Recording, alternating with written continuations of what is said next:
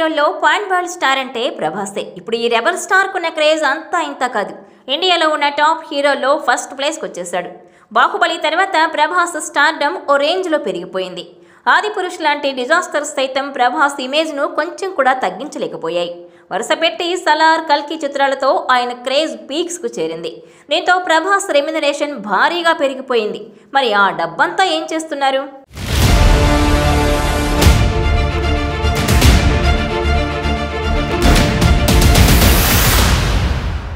2 ఏళ్ల నుంచి ఒక్కో సినిమాకు 100 కోట్ల రెమ్యునరేషన్ తీసుకుంటున్న ప్రభాస్ హను రాఘవపూడి సినిమాతో పాటు ఫ్యూచర్లో సైన్ చేయబోయే సినిమాల రెమ్యునరేషన్ను పెంచాడని టాక్ వినిపిస్తోంది. ఒక్కో సినిమాకు 200 కోట్ల రెమ్యునరేషన్ తీసుకోనున్నట్టు తెలుస్తోంది. ఇలా లెక్కకు మించి సంపాదిస్తున్న డబ్బును ప్రభాస్ ఏం చేస్తున్నారన్నది హాట్ టాపిక్గా మారింది. అయితే రాజుల కుటుంబం నుంచి వచ్చిన ప్రభాస్ లైఫ్ స్టైల్ చాలా లావిష్గా ఉంటుందని చెప్తారు. రాబడికి తగ్గట్టుగానే ఖర్చు కూడా ఉంటుందని అంటున్నారు. ఆయన తన స్నేహితులు, కుటుంబ సభ్యులు, ఆయన వెంట ఉండే మంది మార్బలం కోసం కోట్లు ఖర్చు పెడతారని చెప్తున్నారు. అయితే ఇప్పుడు ప్రభాస్ మారిపోయాడని సన్నిహితులు అంటున్నారు. ఆ దుబారా ఖర్చు మానేసి కొన్ని విషయాల్లో ఫైనాన్షియల్ బ్యాలెన్స్ పాటిస్తున్నాడని చెప్తున్నారు. ఈ మధ్య ప్రభాస్ తన పెట్టుబడిని రియల్ ఎస్టేట్ వైపు మళ్లిస్తున్నాడని సన్నిహిత వర్గాలు చెప్తున్నాయి.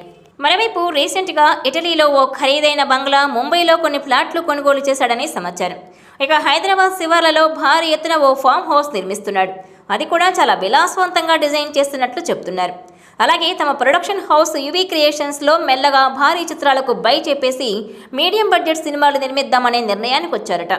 ఇన్వెస్ట్మెంట్ కింద పెడితే ఎంతో కొంత వెనక్కి రావాలి, మొత్తం పోకూడదనే ఈ నిర్ణయానికి వచ్చాడంటున్నారు. రాధేశ్యామ్ సినిమా ప్రభాస్లో ఈ మార్పు తెచ్చిందని చెప్పుకుంటున్నారు. మరోవైపు ఆయన పెదనాన్న కృష్ణంరాజుకు ఆర్థిక క్రమశిక్షణ ఉండేది. ఇప్పుడు ప్రభాస్ కూడా దాన్ని అలవాటు చేసుకుంటున్నాడని చెప్తున్నారు. ఇక ప్రస్తుతం రాజాసాబ్లో నటిస్తున్నాడు ప్రభాస్. ఆ తర్వాత హను రాఘవపూడి దర్శకత్వంలో ఓ సినిమా అక్టోబర్లో పట్టాలెక్కనుంది. స్పిరిట్ కూడా సెట్స్ పైకి వెళ్ళడానికి రెడీగా ఉంది. వీటికి సంబంధించిన రెమ్యునరేషన్ ముందే ఓకే అయిపోయాయి. వీటి తర్వాత సైన్ చేయబోయే సినిమాలకు తను తీసుకునే రెమ్యునరేషన్ వివరాలు షాక్ ఇస్తున్నాయి. అయితే ప్రభాస్కు థియేట్రికల్, నాన్ థియేట్రికల్ మార్కెట్ ఉన్నందున ఎంత రెమ్యునరేషన్ అయినా ఇచ్చేందుకు మేకర్స్ సిద్ధంగా ఉన్నట్టు తెలుస్తోంది.